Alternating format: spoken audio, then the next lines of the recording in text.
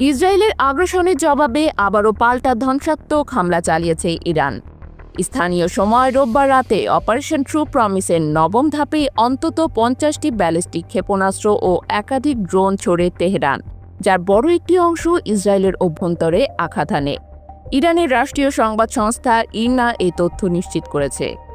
Times of Israel জানিয়েছে, Haifa, Tel Aviv এবং Kiryat ঘাটে ক্ষেপণাস্ত্র সরাসরি আঘাত এনেছে। উত্তর হাইফার একটি আবাসিক ভবন পুরোপুরি ধ্বংস হয়ে গেছে বলে জানিয়েছে ইসরায়েলি উদ্ধারকারী সংস্থা জাকা। ইসরায়েলি সেনাবাহিনীর রেডিও স্বীকার করেছে, দেশের প্রতিরক্ষা বলয় পুরোপুরি ভেদ করে ঢুকে পড়েছে ইরানি মিসাইল। ঘটনার পরপরই সামাজিক মাধ্যমে ছড়িয়ে পড়া ভিডিও ফুটেজে দেখা যায় হাইফা শহরে আকাশে একাধিক বিস্ফোরণের ঝলকানি, তারপরে ছড়িয়ে পড়া ধোঁয়ার ঘন মেঘ।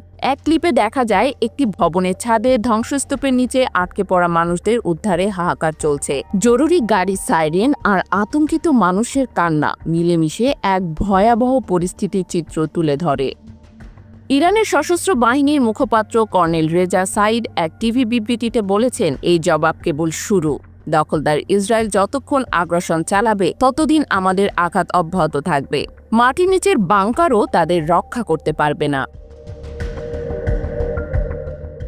নতুন করে ইসরায়েলের বিভিন্ন সামরিক ঘাঁটি, বৈজ্ঞানিক গবেষণা কেন্দ্র এবং দিমোনা পারমাণবিক স্থাপনার কাছে সফলভাবে আঘাত হানা হয়েছে বলেও জানান তিনি। যেসব আগ্রাসনের ছবিতে গাজার শহরগুলো ধ্বংস হয়ে গিয়েছিল, ভাঙা ভবন, ধোঁয়ার আচ্ছন্ন আকাশ, শিশুদের আর্তনাদ, সেই একই চিত্র যেন এবার ফিরে এসেছে ইসরায়েলের বুকে। ইতিহাসের আয়নায় এবার নিজেই নিজের প্রতিবিম্ব দেখছে ইসরায়েল, যেখানে ভুক্তভোগী থেকে প্রতিবাদী শক্তিতে রূপ নিয়েছে ইরান। বিশ্লেষকরা বলছেন, যুক্তরাষ্ট্র ও ইসরায়েলের অত্যাধুনিক প্রতিরক্ষা বলয়কে ভেদ করে ইরানের এ সাফল্য মধ্যপ্রাচ্যের শক্তির ভারসাম্যে বড় পরিবর্তন ডেকে আনছে।